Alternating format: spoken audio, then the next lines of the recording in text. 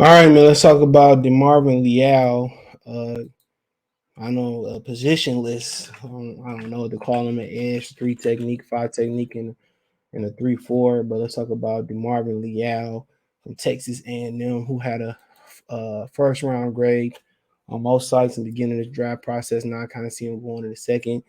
He was a 5-star recruit coming to Texas A&M, and there's some issues about where he would play on the defensive line. So let's talk about him, Demarvin Leal. All right.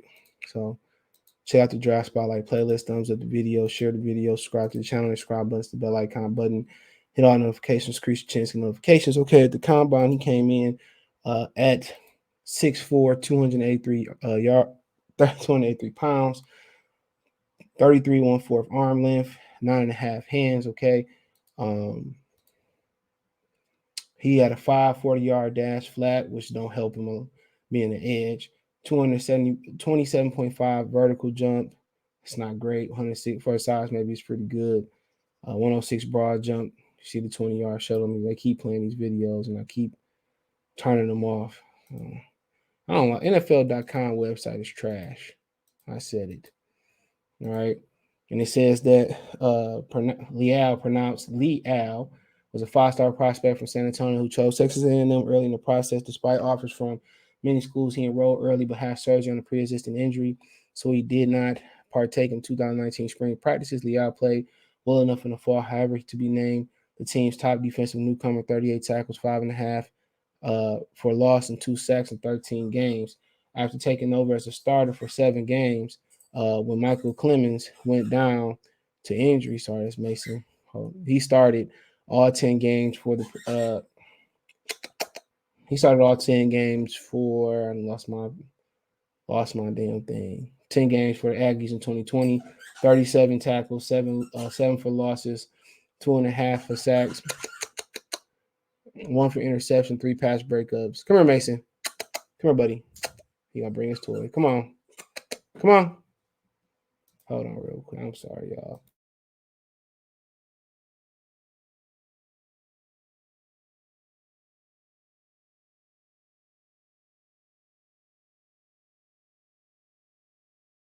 Sorry, man. Uh, he's got all 10 tackles in 2020, 37 tackles, 7 for loss, 2.5 sacks, 1 interceptions, 3 pass breakups. It was named to the Associated Press All Bowl team with 7 tackles, 1 for loss. In the Orange Bowl win over North Carolina, Leal played defensive end most of that season, but shifted inside when Justin Matabuki left the team to prepare for the NFL draft. The Associated Press named Leal first team All-American in 2021. SEC coach voted him first team All-Conference pick, and he was named as a finalist for the Ted Hendricks Award as the nation's top defensive end after racking up 58 tackles, 12.5 for loss, 8.5 sacks, and 2 pass breakups and 12 starts. The team could not play in the Tax Slayer Gator Bowl due to the COVID-19 issues on the squad by Chad Reuter. His NFL comparison, John Franklin Mayers. Who the hell is that? They be having this Lance Zerline be having some crazy ass comparisons. Guys who I never heard before. And they be young too. Like he 25, he played for the Jets. I've never heard of him before. And I've seen several people have several different type of comparisons, and none of them are like this John Franklin Mayers. No offense to him. So I don't even know what the hell that is. I done seen like Chris Clemens mixed with a Cameron Hayward type of. And there they go again, bro. Like why? Why? Why do they keep putting the videos up? I keep closing. I'm gonna have to stop using NFL.com, bro. Uh, Early entry defensive lineman who appears to be caught between best fit position at this time. Leal possesses adequate rush skills and know how to craft a rush plan, but lacks a suddenness and closing bursts, turn potential sacks into hurries without the help of long pocket count. When the motor is cranked up, he can stack, and slide past run blocks with efficiency and quickness. He didn't put together the tape that was expected in disappointing reps against Evan Neal, Alabama, and Charles Cross, Mississippi State. Both probably sound going to be hot picks. Could create concerns about his pro readiness. Most will see him as an even front defender in some capacity, but 3-4 defensive end might be his best fit as a pro. Strengths: lands hands quickly with initial strike. Hands and feet work well together, fishing and punching and sliding around the block at the point of attack. Tree stagger blocks in direction like a bag drill. Hips and shoulders turn to entice with blocks. Uses one arm press to lift and separate. Rushes with a plan. Ability to toggle between finesse and power. Times counter according to blockers.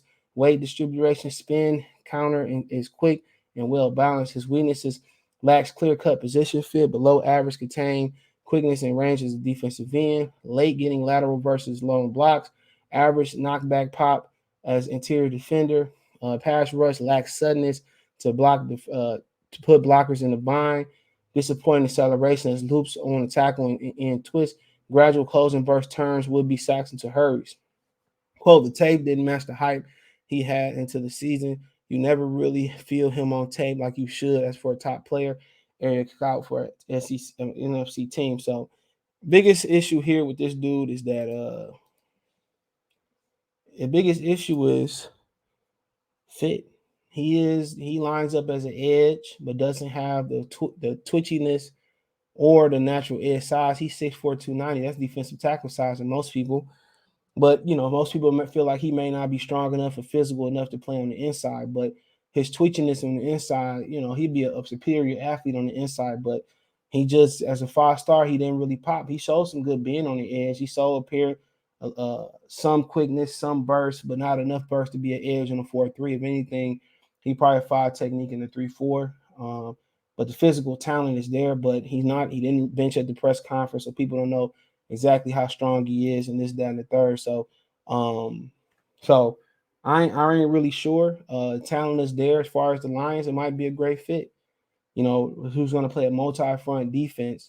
Put him at the 3 technique or the 5 and the 3-4, 4 twitchy. But then again, he gonna have to learn to be more physical on the inside. He got to learn to get more pass rush moves to play on the edge and the 3 and as a 5 technique and the 3-4. So it's gonna be interesting, man. So like I said, the talent is there, but one of those Swiss Army knives players like Isaiah Simmons and it's a number of guys and the Kobe Dean. I mean, there's a lot of guys who's kind of that utility player who don't have a natural position, but he's gonna be somewhere across that defensive line, and but maybe just move him around to your pleasure. But not the greatest run defender neither, but that will improve. So I mean, we'll see where they put him at, but might be a good fit for the Lions because they're gonna play a multi-front defense, 3-4-4-3.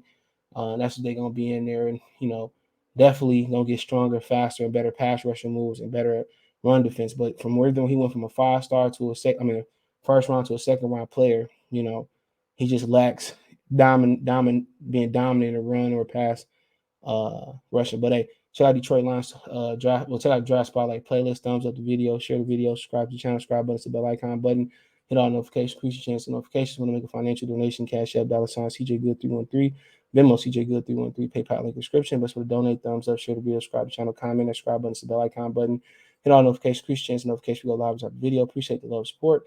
Let me know in the comment section. Check the Draft Spotlight playlist.